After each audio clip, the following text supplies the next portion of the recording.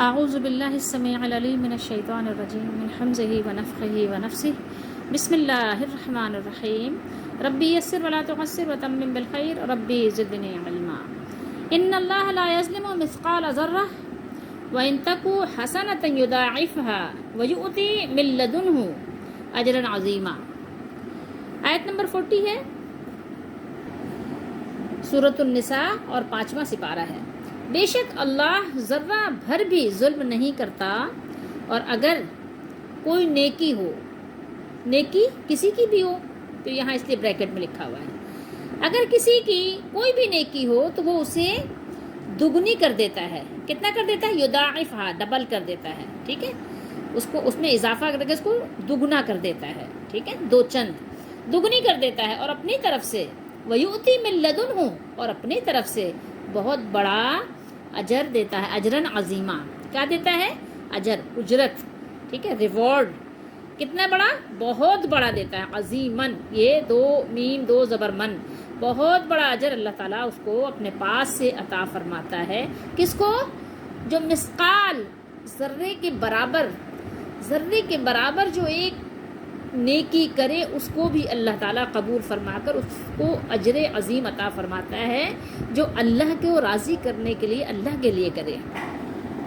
اس آیت کریمہ یا اس آیت مبارکہ میں اللہ تعالیٰ نے اپنے بندوں کو خبر دی ہے کہ وہ کسی پر ایک ذرے کے برابر بھی ظلم نہیں کرے گا، بلکہ ایک نیکی ہوگی، صرف ایک نیکی، تو اسے بھی بڑھا چڑھا کر اپنے پاس سے اجر عظیم دے کر نجات کا باعث بنا دے گا۔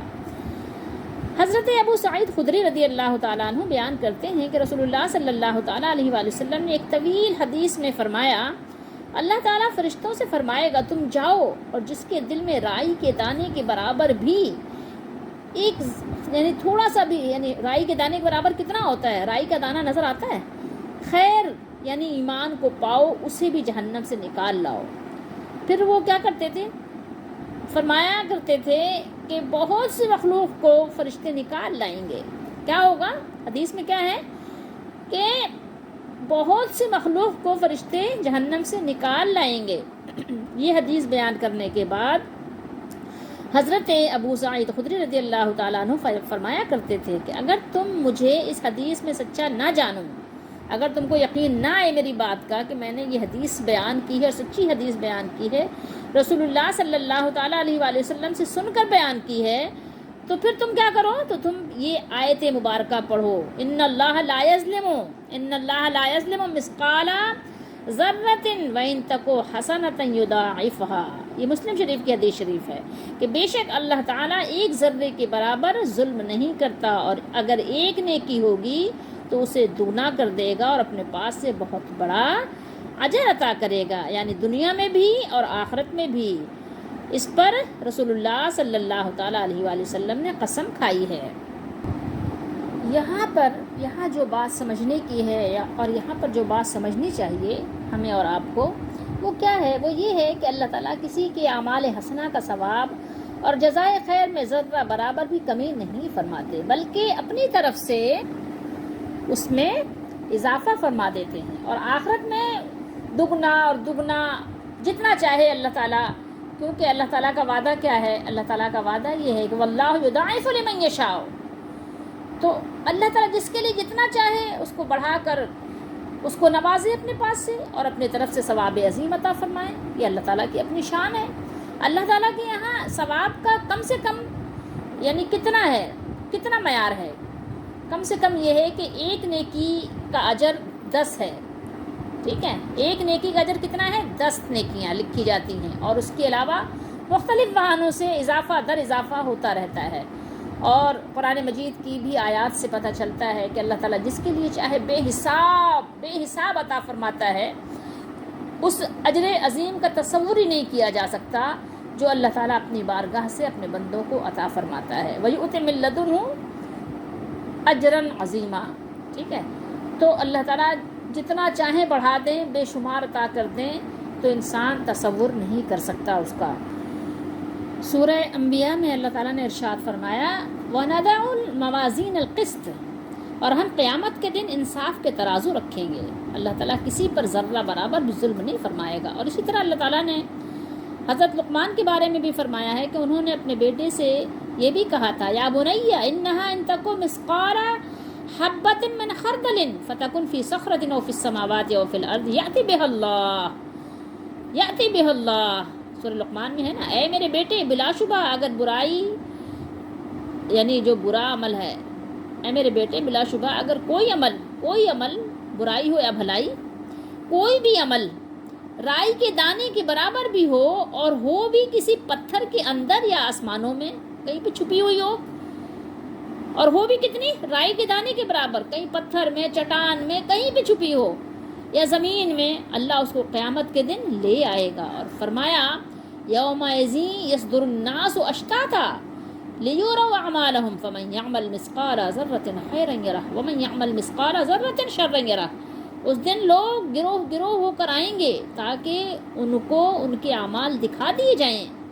تو جس نے ذرہ بھر بھی نیکی کی ہوگی وہ اس کو دیکھ لے گا، اور جس نے ذرہ بھر بھی برائی کی ہوگی وہ بھی اسے دیکھ لے گا. یعنی ذرہ کے برابر بھی برائی اور نیکی کا اس دن کیا ہوگا؟ حساب کتاب ہوگا، اور پھر اس کو اس کی جزا دی جائے گی. اور اللہ تعالیٰ کسی کے ساتھ ذرہ برابر بھی ظلم نہیں فرمائے گا. مجھے اور آپ کو چاہیے کہ اللہ تعالیٰ کے ان کلمات پر، ان آیات مبارکہ پر یقین رکھیں، ایمان رکھیں کہ اللہ تعالیٰ ظلم سے پاک ہیں. اللہ تعالیٰ سبحان ہے، وہ قدوس ہے. ظلم تو وہ کرتا ہے کہ جو کوئی عاجز ہو، جو کوئی مجبور ہو، جس کو آپ کہیں کہ وہ ظلم کرنے والا یعنی ظالم ہو.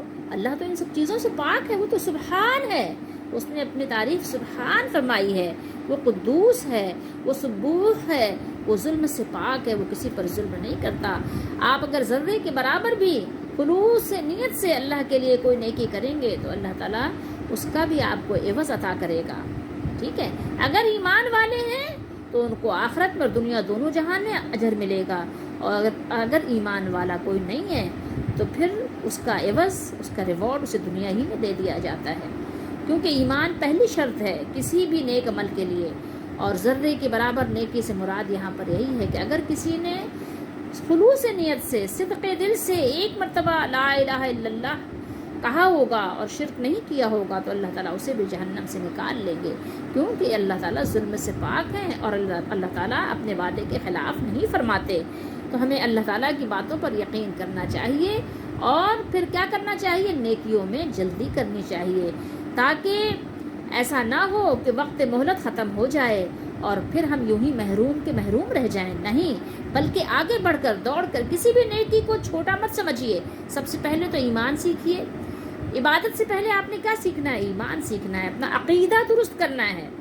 اللہ ہمارا مولا ہے، اللہ ہمارے کاموں کو بناتا ہے. سب سے پہلے تو آپ اللہ سے محبت کرنا، اللہ سے خوف، اللہ سے ڈر، اور اللہ تعالیٰ ہی سے ہر چیز ملتی ہے. وہی ہمارا ملجا، وہی ہمارا ماوا، وہی ہمارا ٹھکانہ، وہی ہمیں ہماری جو ہے دستگیری کرنے والا، وہی ہماری مدد کرنے والا، وہی ہماری پکار سننے والا، وہی ہماری دعا قبول کرنے والا، وہی ہمیں روزی دینے والا، صحت دینے والا، زندگی دینے والا، موت دینے والا، وہی ہمیں صحت دینے والا، وہی ہمیں ہر چیز عطا کرنے والا، وہی ہماری خبرگیری کرنے والا ہے، اور وہی ہمیں ہر دکھ سے، ہر بیماری سے، ہر تکلیف سے بچانے والا، وہی ہماری پکار سننے والا، وہی ہماری دعاؤں کو قبول کرنے والا، وہی ہماری فریاد رسی کرنے والا، وہی ہمارا مولا. وہ یکتا اور واحد اور تنہا ہے، وحدہ لا شریک ہے، اس کا کوئی شریک نہیں. سب سے پہلے آپ ایمان اور یقین اور عقیدہ سیکھیے، پھر اس کے بعد نیک عمل کرنے میں جلدی کیجیے، تاکہ اللہ کی بارگاہ سے 2 گنا اور 4 گنا اور 8 گنا اور 10 گنا اور 70 گنا اور 700 گنا اور اجرہم بغیر حساب کے حقدار ہو جائیں، مستحق ہو جائیں. اللہ ہم سب کو توفیق عطا فرمائے کہ اللہ اپنی بارگاہ سے اپنے بندوں کو بھر بھر کر پیمانے دے گا اور بے حساب دے گا. تو اس کے لیے دوڑ لگاؤ، جلدی کرو، اور اس طرف چلو، اس طرف بھاگو. ففروا الی اللہ، جو راستہ اللہ کی طرف جاتا ہے اللہ کی طرف دوڑ لگا دو اور سبقت کرو، سب سے آگے نکل جاؤ، دنیا کے دوڑ بھاگ میں آگے نکلو یا نہ نکلو، لیکن آخرت کی بھاگ دوڑ میں آگے نکل جاؤ اور انبیاء علیہ الصلوۃ والسلام کے طریقے کو اختیار کرو۔ اللہ تعالی ہم سب کا حامی و ناصر ہو۔ سب سے پہلے اپنے مالک سے محبت کرنا سیکھو اور اپنے مالک کو پہچانو، اور تمام چیزوں پر جس پر ایمان لانے کا حدیث شریف میں حکم دیا گیا ایمان لاؤ۔ اللہ ہم سب کی کوششوں کو، ٹوٹی پھوٹی کوششوں کو قبول فرمائے، تھوڑے کو بہت کر دے اور ہمارے کھوٹ کو دور کر دے، ہمارے عمل کو خالص کر دے اور ہماری ٹوٹی پھوٹی کوششوں کو اپنی بارگاہ میں قبول فرمائے، ہم سب کی خطاؤں کو معاف فرمائے، ہماری دستگیری فرمائے۔